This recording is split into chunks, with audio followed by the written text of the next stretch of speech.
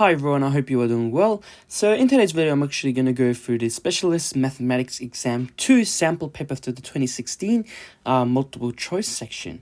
And yeah, so, like always guys, before I start this video, if you guys want private tutoring in specialist methods, physics or chemistry, you can always email me through this email. And yeah, let's smash through this paper. Alright, question 1.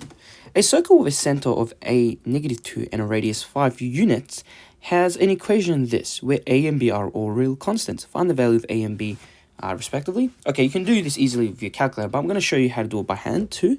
So what I'm going to do is, okay, we have in terms of x and in terms of y.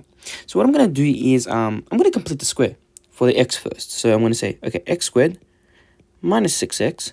Okay, I'm going to complete the square for this part here. So it's going to be, the formula is b over 2 squared. So b over 2 squared. So our b value in this case is what? It's at 6. -6 over 2 squared, which gives you, 9. So we can rewrite this, we can, add a 9 here, and we're going to minus a 9. That's it. So that's for completing the square for the first one. Now let's complete the square for the second one, which is y squared plus 4. So we can write that as plus y squared plus 4y. Again, b over 2, so 4 over 2, which is, 2, and then squaring it is plus 4. And we're going to also minus 4, which should equal to b. Okay, so this part over here now is, easily by, it's x minus 3 squared. And this one over here is what? It is plus y plus 2 squared. And these two are just constants that we can add and put them on the other side. So it will be b, that will be plus 13 on this side. All right.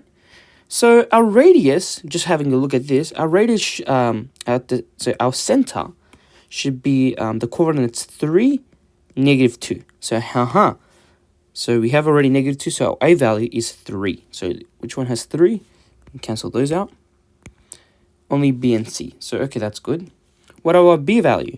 All right. So here should equal 25 because our radius is 5. And remember, 5 squared is 25. So this here should equal to 25 if our radius is 5. So what's b plus 13 is equal to 25.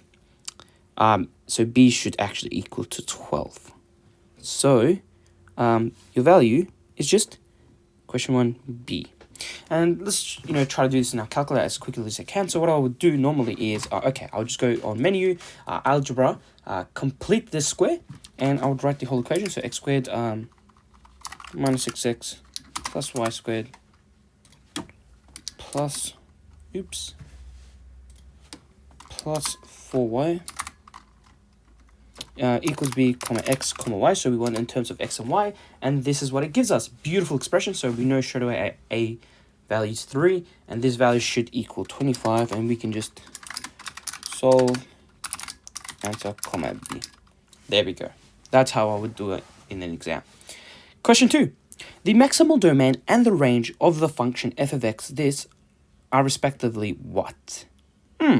Okay, so we know that to find the domain is easy for the inverse of sine and cos and tan, because the inside, which is 4x minus 1, should be between, so 4x minus 1 should be between -1 to 1. And solving for x, so it'll be -1 plus 1 for x, 1 plus 1, which gives us 0, 4x, 2, and this will be x is equal to 1 over 2. So your domain should be 0 to 1 over 2. So we can cancel these ones out. Okay, we get 2. And, okay, because we know our domain, why don't we just, for a range, for example, for a sine, for a sine function, I know for a fact that the graph looks like this. It just looks like, normally, pretty much it looks like what I would say is a cubic, like this. So, but here our domain is from 0 to a half, so I would just take that part off, and and say this is here is 0, and this part over here is a half. So our range is from 0 to, if we sub, what's f of a half, pretty much. Yeah, so let's write that down. So what's, well, we need to be careful because there's some translations and stuff. So when we sub in f of 0, what's that? That's going to give us a y value. Well, it's not typically 0 because, again, you are translating a pi over 2 units, so be careful with that. So if I say f of 0, what do we get? What happened there? So f of 0 is going to be 3 sine of -1 plus pi on 2. And, sine inverse of -1 is what? Well, okay, if you don't know your values, just remember what you can do is just draw a basic sine curve, for example, like a normal sine curve, but just draw it so it's a 1-to-1. And imagine this here, we want -1, this one over here. So -1's over here. So -1 is here, so this should be -pi on 2. So that's your value, so -pi on 2. So we can write it as 3 pi on 2, but -pi on 2, plus pi on 2, which gives us 1 minus 3, which is -2 pi on 2, hence -pi. So we start from, our range is from -pi, and what's our y value? Let's also find out the other y value, which is at, if we sub in half now, so what's f of a half? It's going to be 3 sine inverse 2 minus 1, which is 1, plus pi on 2. Again, just using that diagram, 1 is over here, so it's pi on 2. So change that to pi on 2. So it'll be 3 pi on 2 plus pi on 2, which is 4 pi on 2, which is 2 pi. So 2 pi. We should get, your answer should be B. And you can easily, do this with a calculator by just kind of, sketching it. So for example, let's do this in our calculator. So for example, I would define the domain. I'll just write domain of 3. Well, it's arc sine 4x minus 1 plus pi on 2. Pi over 2, comma x. And we get our domain. Nice and easy. Again, for our range, you can easily, take this and shove them in there. But if you're too unsure of that, I would just take this function and bring it over here. Graph it.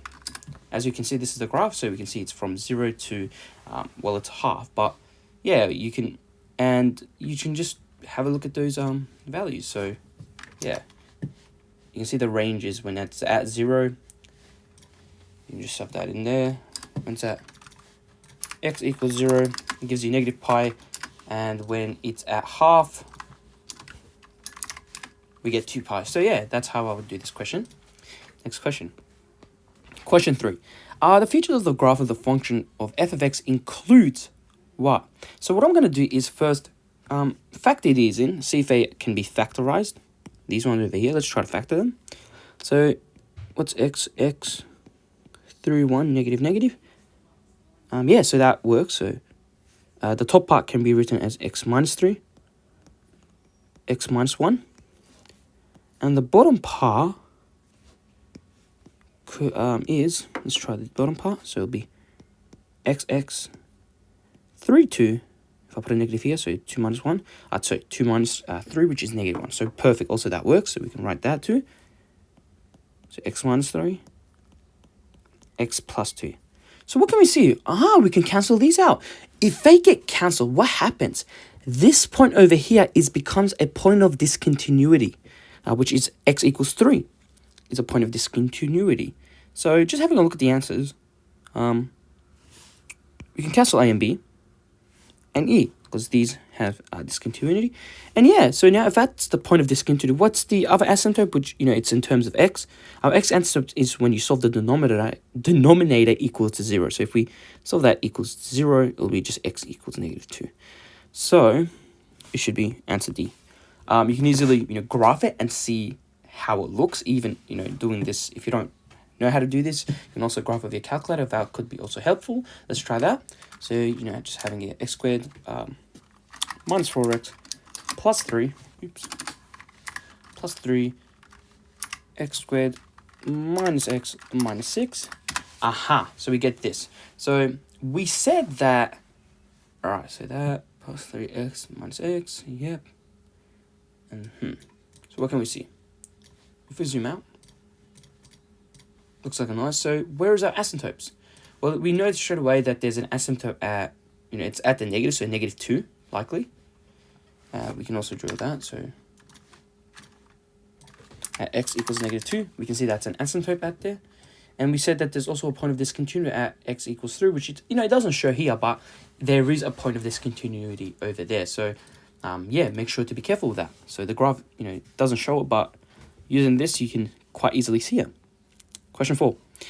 The algebraic fraction, 7x minus 5, this could be expressed in a partial fraction form as this. Okay, this is not too bad. This is a kind of a repeating question, every year. So having a look at this. Okay, we need to look at the denominator. If the denominator is getting squared, we're going to have two values. For example, here it's a linear. As you can see, the inside's a linear, so we can say it's going to be an a over the whole thing, which, in this case is x minus 4 all squared. But because it was squared, we're going to have another one, plus b, which is just going to have x minus 4, the inside only. So that's done for that one. What about this one over here? Plus, okay, so we can see it's not squared, so we can just rewrite it normally, x squared plus 9.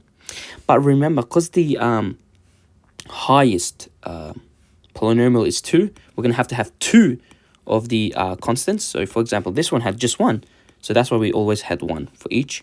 But this one has 2, so we're going to have cx plus d. And yeah, so which one looks like that?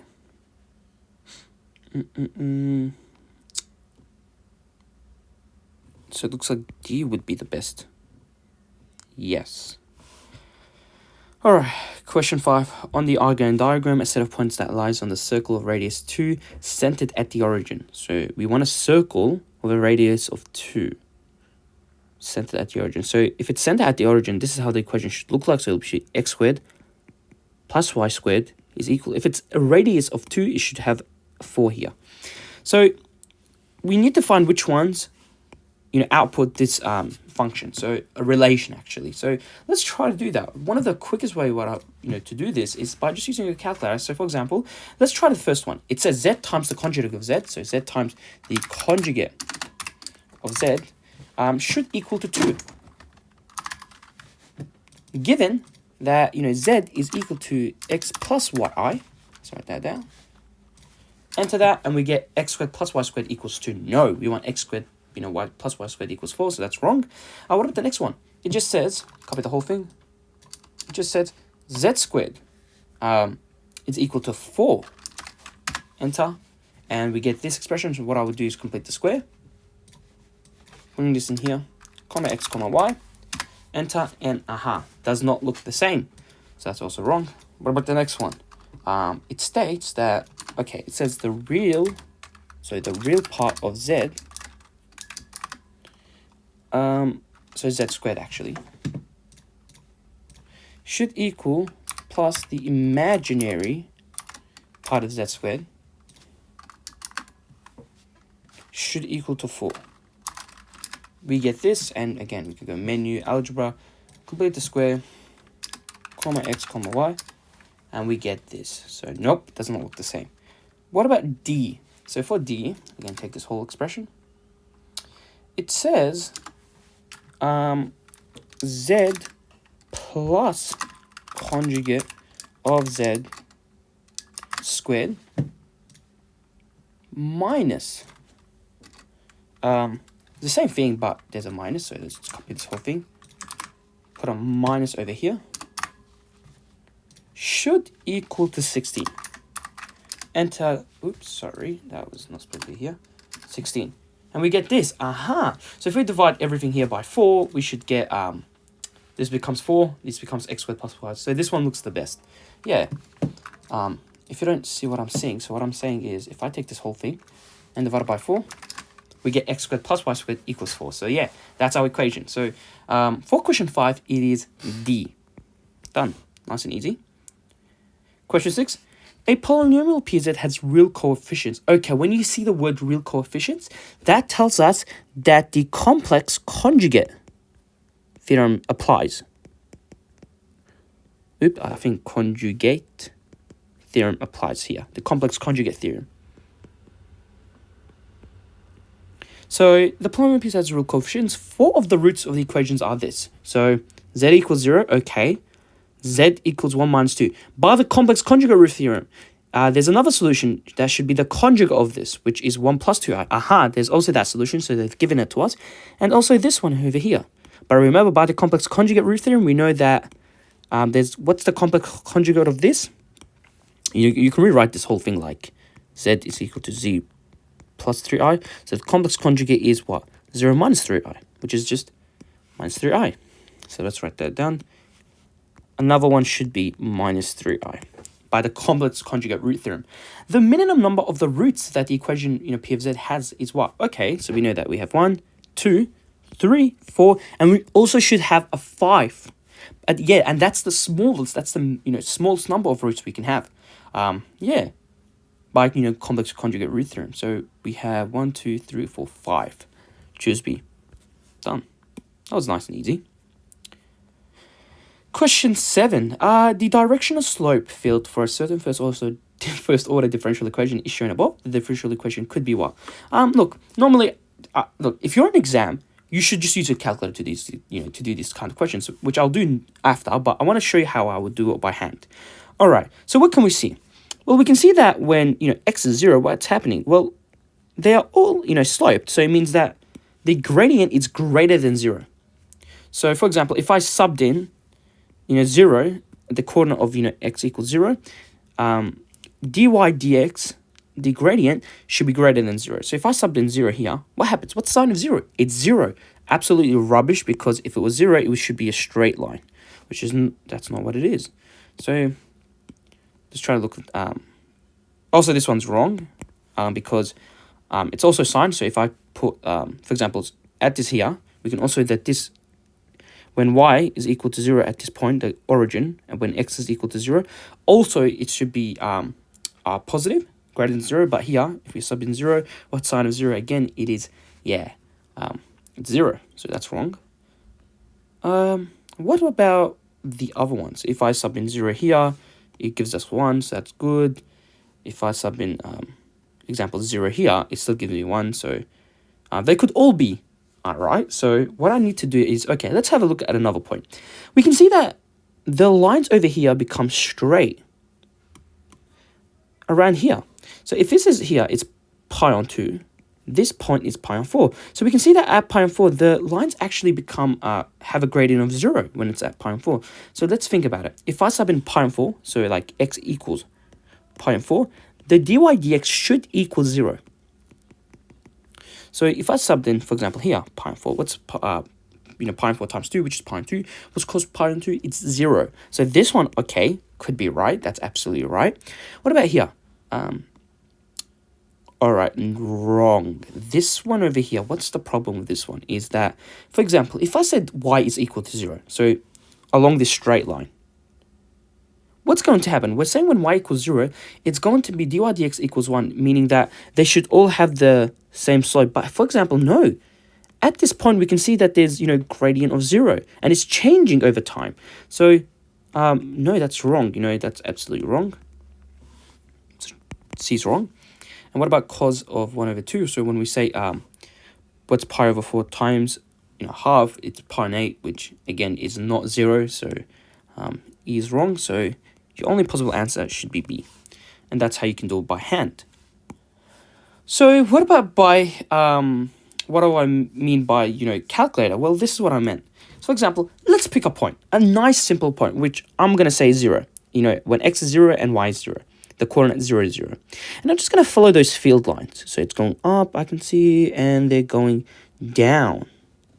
All right. What about over here? They're going down, then going up. So that's just by following the field lines from 0, the coordinate 0, 0. And let's go on our calculator. I'll go on, graphs, go on menu, go on graph entry, differential equation. And I'm just going to change this to y. Okay. So let's try the first function, sine 2x. Well, so sine 2x. And the coordinate 0, 0. What happens? Sorry, 0, 0. Look at this. I want to make sure they're in the same. So we said that's negative 0.5 pi this is 0.5 pi. This one over here is negative 1.5, and this here is 1.5. Okay, having a look at this. Does this look like what we've drawn? No, absolutely not. So that's wrong. Let's try the next one. The one that we predicted was right. So cos 2x. Aha, look at that. So it goes like this, and it goes like that. Well, we've just drawn. So absolutely, that's the right one. And you can also draw the other ones, on your own time, and you should, find them not looking like this. There should be, some different equations. So yeah. Question 7b. Question 8. Let f be from negative pi to 2 pi, where f of x is sine, cubed of x. Using the substitution of u cos x, find the area bounded by the graph of f, and the x-axis could be found by evaluating which of these integrals. So what I'm going to do is, because I don't know how sine to the power 3 of x actually looks like, I'm going to actually sketch it on my calculator. So let me go to a graph and say, what is sine of x to the power of 3? Well, we are given restriction domain, so we're restricted from negative pi root x to 2 pi. All right, and we get this. Okay, what the hell is this? Okay, so what do we see? Well, because we're trying to find the area, these area under these graphs are all the same. So the area under here should equal the area under here, should equal the area. So they have this symmetry. So what I can say is, if I take this coordinate from 0 to pi, because remember here is 0 to 2 pi, so the halfway, which is pi. If I say the area, from 0 to pi times 3, because if I can find this area and I times it 3, we should also get these areas of, these here. So let's think about it like that. Let's come back to our iPads and say, if I want to find the area, which, we're saying the integral from, I want from 0 to pi of sine 3 of x dx. And that should equal 3. And yeah, because it's actually the positive area, so I just multiply by 3. And yeah, so we have this, and we're gonna have to use u substitution. So, what do we do here? Well, let's think about it.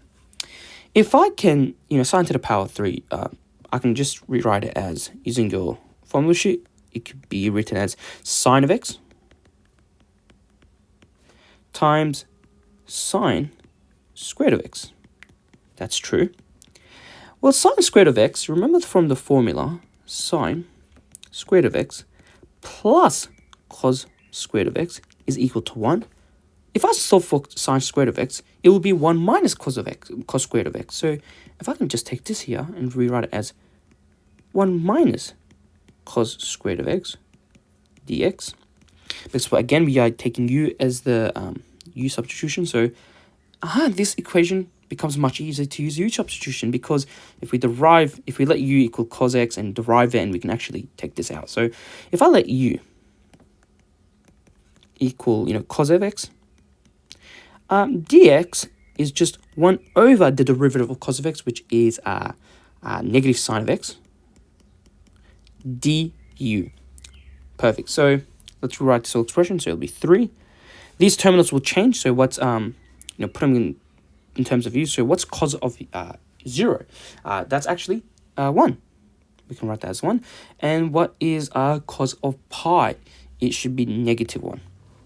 So we write it as sine of x times 1 minus u squared times, so dx is this, so let's sub that in. So I'm going to take that negative, just put it in front, so forget about it. 1 over sine of x du. And we can actually cross them out. So your final is negative 3, 1, negative 1, 1 minus u squared du. Does any of them look like that? Not this one. Not this one. Okay, because they have pi in terms of terminal. No. What else do we have to look at? We have 3 in our equation, so that's is wrong. Look at this one over here. We're saying, look, they don't have a negative 3, but they have everything the same, so that's wrong. Oops, that's wrong. So it can only be b, which makes sense, because you can make this positive. It means that you have to change the terminals. So positive 1, negative. So yes, B should be your answer for that one. Question 9. Let dy dx be this, and x0 and y0 is this. Using Euler's method with a step size of 0.1, find the value of y1 correct to 2 decimal places. Nice and easy. So y1, we know y1 is just y0 plus the step size times, let's call this f of x. Let's call this f of x. So let's write that as f of x. So it'll be multiplied by f of x0, which we can say is 2 plus the step size, which is 0.1. And what's 0? Put in this equation, it will be 2 over 1, which is just 2. So that will be your y1. So your y1 using your calculator. Alright, control N this whole thing here. So we're saying 2 plus 2, 0.1. That gives us 2.2. So 2.2, so E is your answer. Question 10. The curve given by y equals sine inverse 2x using from 0 to x to half is rotated back to the y-axis to form a solid revolution. The volume of the solid may be found by evaluating what? Okay, now you can easily do this quickly, but I just want to show you how, imagine, having a look at this graph. So sine inverse of 2x.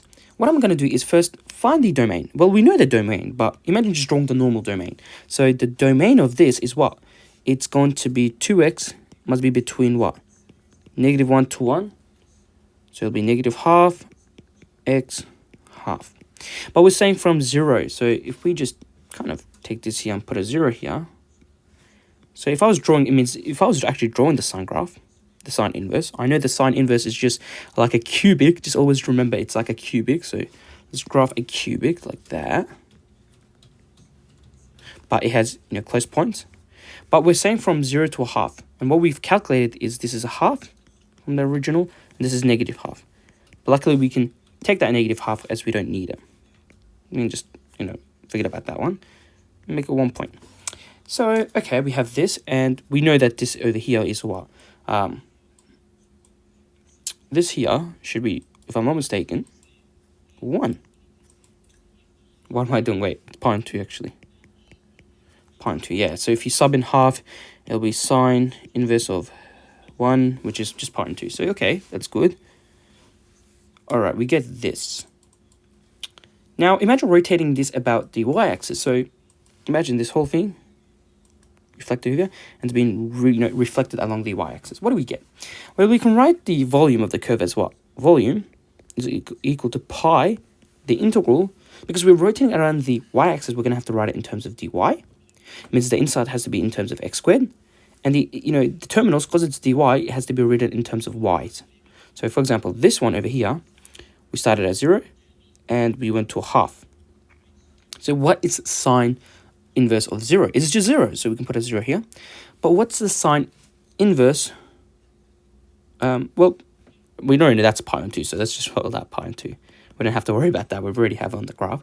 And yeah, what's x squared? So imagine the y is equal to sine inverse of 2x. So it'll be sine of y is equal to divided by 2 is equal to x. And imagine squaring that. It will give us right over here. So it will be sine squared of y over 4. So volume is pi over 4. If I take that constant out, 0 pi over 2 sine squared dy.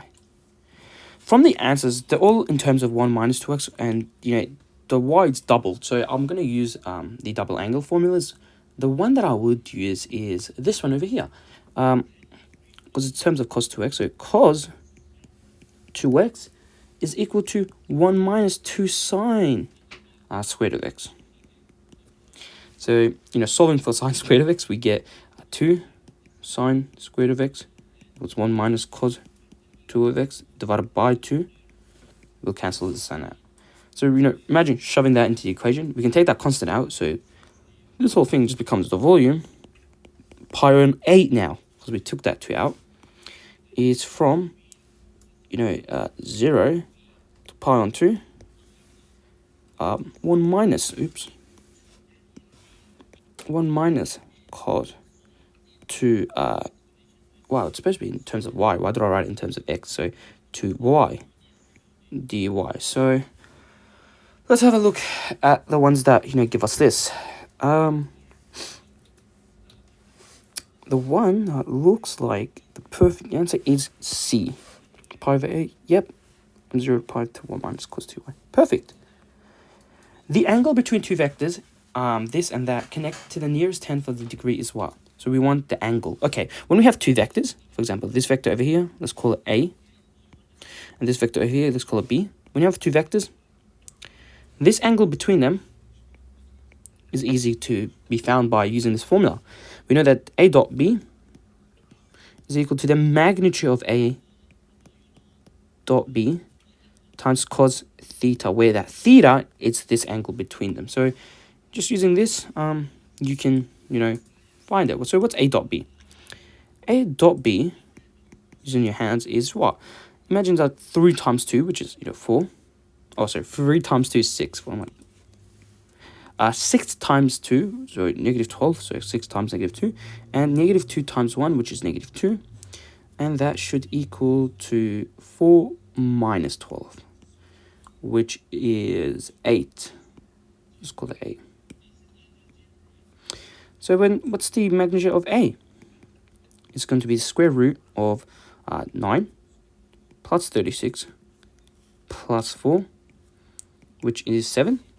The magnitude of B is square root 4 plus 4 plus 1, which is square root of 9, so 3. So, okay, having all this, let's put them together. So we're saying that 8 should equal to 7 times 3, so 21 of cos theta. So cos inverse of 8 over 21 should equal your theta. And yes, that's it. Have I made a mistake here? So 6 minus 2, 4 minus 2. This is supposed to be negative 8 actually, so negative. Yeah. So put that in your calculator and we should get a solution. So we're saying that cos negative 8 over 21 in terms of degrees, so times 180 over pi. That gives us 112.4 degrees, which is C in this case. So choose C. Yeah. And that's how you can do this question. I mean, you can do this, in a calculator very quickly by just defining those vectors. For example, if I was doing this in a real exam, I would say A is the vector 3, 6, negative 2. B is the vector 2, negative 2, 1. Oops, I'm supposed to write it in terms of vectors. So use vector notation, take these here, put them over here. Enter, and we get these two vectors. And so that the formula we know is the dot product. So if we go here, the dot product of A and B should equal to the magnitude, which we call it norm of A, times the norm of B, should times cos let's call it O in this case, which is theta. So we get this nice thing, and we just say we want to solve answer comma O, and we get, of course, this rubbish. But if we be careful and say that in this case that O can be from 0, because remember O can be from 0 to pi, pretty much, the angle. So if I put an O here, put a O here, O here, and put it to pi, which is, we get this beautiful equation, so which is this, and we just turn this into radians, 180 pi. Yes, same answer. That's it. Question 12. The scalar resolute of A and, A in the direction of B is given by what? Nice and easy question. So we know that the scalar resolute is just the dot product of A and B in the direction of B, so it'll be the magnitude of B. This is the formula, one of the formulas. So yeah, we can easily do this by hand. So it will be, what's A dot B? So it will be 3 times 2, which is 6, plus, well, we don't have an j component, so it's just going to be plus 2. So it's -1 times -2 divided by the magnitude of b, which is, in this case, 4 plus 4 plus 1, which is 9. Square root of 9 is 3. So 3 will be 8 on 3. And that will be E as your answer. Again, you can do this by calculator, as quick as you can. But yeah, also that. Question 13. The position vector of a particle at time t second is given by this equation. The direction of motion of a particle when t equals 9 is what? So to find the direction of motion, it's pretty much telling you what is the velocity when t equals 9. When you hear the word direction of motion in an exam, remember it pretty much telling you what is the velocity. So let's do that. Well, because this is position, it's going to be our dot of t that will give us, so deriving this whole thing gives us the velocity. So it'll be deriving this in terms of t is going to be what? -I. And deriving this over here is going to be what? So -6 times square root of t is going to be 1 over 2 root t. So it'll be, and you're going to have to shove the function 9 in there anyway. So it'll be -3 over the square root of 9, which is 3, -1. So it'll be -j. And taking the derivative of the constant 5 is just 0. So keep that there. So we get, let me just actually put this when it's 9, yeah. So that should give us B as your answer. Done and easy, yeah. You can also do this by calculator. Let's try to do that quick by calculator. So we can say that R on t is the vector 3 minus t -6 root t 5. We get this beautiful equation. So then deriving this in terms of t of R on t, given that t equals 9, we get the beautiful vector -I, -j. So that's it. 14. The diagram below shows a rhombus spanned by two vectors a and b. It follows that what? All right. You should know that if you every time see a rhombus is just a square that's kind of bent to make it look like a rhombus, pretty much. So what do we know about a square? We know a square has, for example, a square has the equal length, for example. So we know that the length of this should equal to the length of this. All of them have, should equal to the length. In other words, we're saying that A, the magnitude of A should equal to the magnitude of B. That's, a property of a rhombus. And what also should we know? We know that the diagonals of a rhombus are perpendicular to each other. For example, if I draw the diagonals right over here, these two diagonals, they should be perpendicular to each other. So also that's thing that you should know. And yeah, just that's the only properties that you should know for like a rhombus, I think. So let's try some questions. Question 8 says that A times B should equal to 0. What it's saying that the vectors are multiplying to equal 0, meaning that A and B should be perpendicular to each other if the dot product is actually 0. So that's false. As you see, A is here and B is here. Is this 90 degrees? No, it's not. So they are not perpendicular to each other. So that's rubbish. So the vector A is equal to B. No, be careful. This is, a lot of students might get tricked. The vector are wrong. For example, this is telling us the vector. Look at the difference between the vectors. Yes, the magnitudes are the same. The magnitudes, the length of them are the same. But the vector, it means with direction, are not. For example, this direction is going up, whereas this one's going this way. So wrong. Be careful. The next one says that A plus B. And so let's find what's A plus B. So A, imagine this is A right here, plus B, which is this one over here. So it's going to be, the resultant is going to be this over here, this vector, times A minus B. So again, A minus B, it's going to be, again, this vector, minus B, so it's going to be opposite, like this, so same length. So the resultant is going to be like this, which is, if you take that vector over there, just put it over here, it's this vector. So it's the actual, diagonals. So it's saying the diagonals a times b, so the the length of a the diagonals multiplied should equal 0. And what did we know? That's true because they are perpendicular to each other. That was a property of a rhombus. So C is certainly right. Let's try to look at the other ones. There's many ways you can actually add the vectors. For example, a plus b could be this vector over here. It's the between them. So it's the between them. You can do that. So it will give us straight away this. Or you can, use the arrow tail method. Or what about a minus b? For example, a is this, minus b is going to be, minus b is going to be this over here, imagine. And then what's in between them? It's this vector. So you can write that as that. Yeah, there's many ways you can actually add those vectors, so that's good. So the other one's saying a plus b. So for example, a plus b is going to give us this vector. The magnitude, okay, is equal to the magnitude of a minus b, which was the other vector here. Are the lengths equal? Absolutely not. E, 2a plus 2b should equal to 0. Let's see that it's true, which is rubbish, but it means that the length of a, for example, if I was drawing, let's just redraw it. So if I'm saying this length, a, plus another a, because there's 2, plus 2b will be like this. So if I add b here and another b, like this length,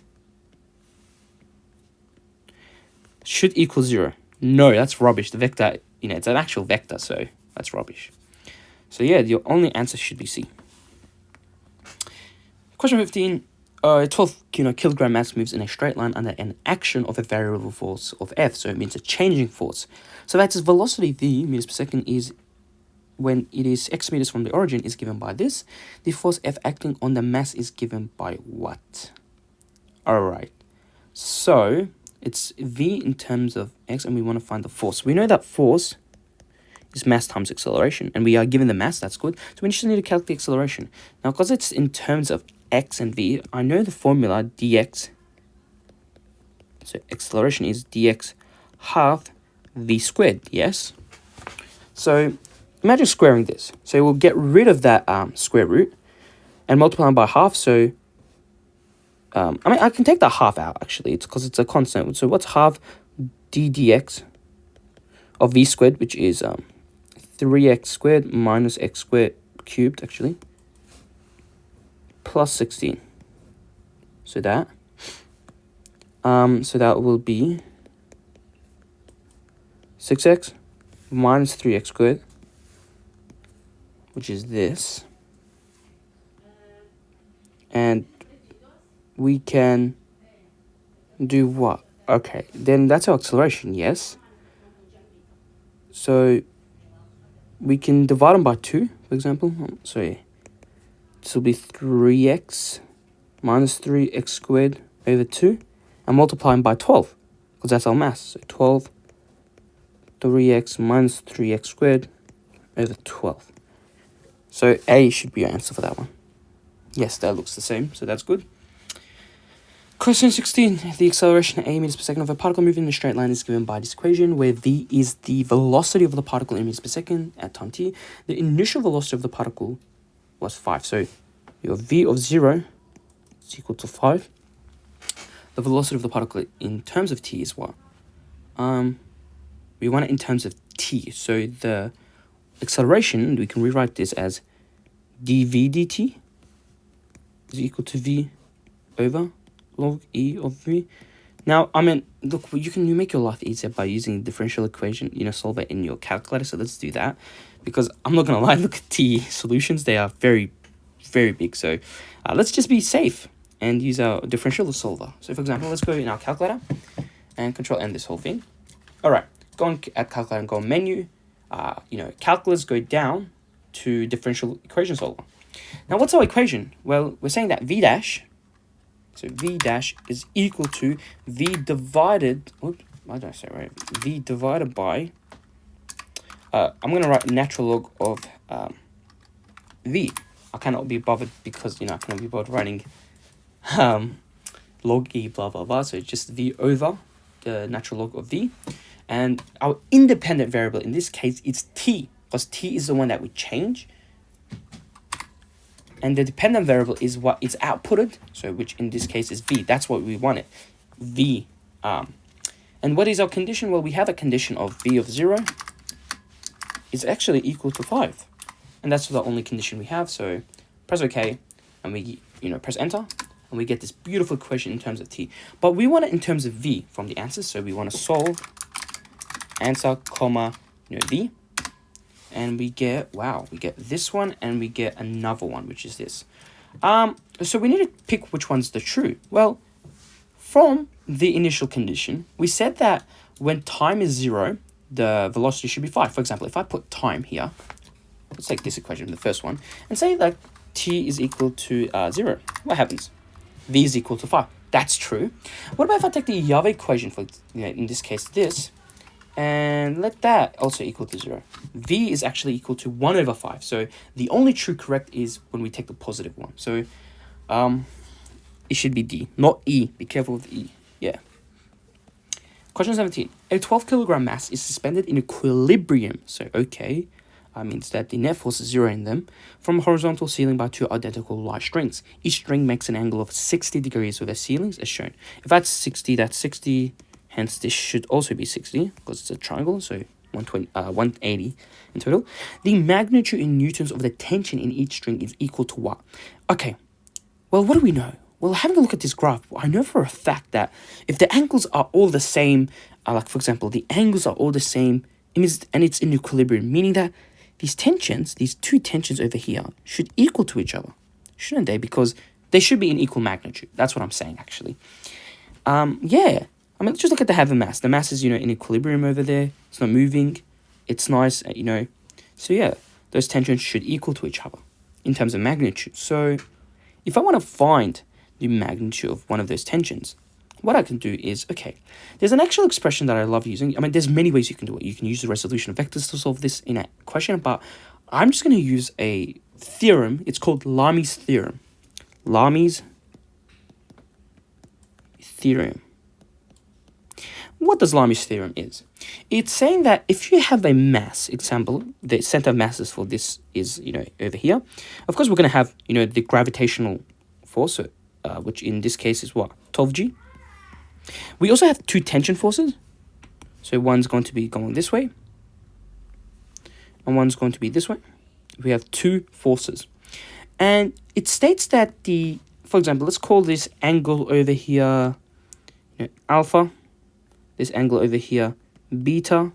This angle over here, gamma. And so Lami's theorem states that, for example, the force of this, so this over here, 12G, let's call it 12G, divided by what angle is opposite of it. For example, you know how the force is going down? It's the alpha.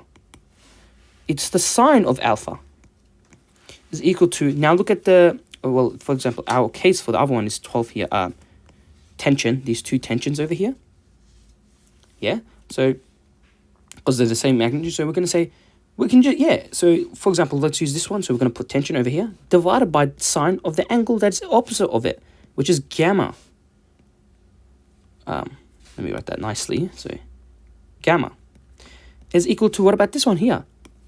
The tension is equal to sine of beta. It's a ratio. It's a beautiful ratio that can help you solve many equations, because we know this property, this ratio between them. So, okay. So, what are those angles? For example, I know for a fact the angle between, those two is what? It's 60 degrees here. As you can see, this angle between them is 60 degrees. So, I know that alpha is 60. So, let's just close that down here and call that 60 degrees. And I'm going to be honest, we just need one to find the t, because we know the t values are the same. So I'm just going to rub this and I just want to find one angle. So, okay, this tension over here, what's this angle between them? So I want the angle, so if this force is, so imagine that this force here is going down. I want this angle here. That's your gamma.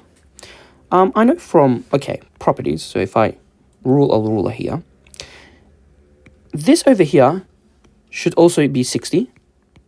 As you can see, if you just use this Z, that should be 60. I know for a fact this is 90 here. So what's 90 plus 60? That's 150. So I know that, therefore, your gamma is 150 degree. So now we can just solve this expression for t. And we should get one of the solutions for our tension. So 12 G sine 60 degrees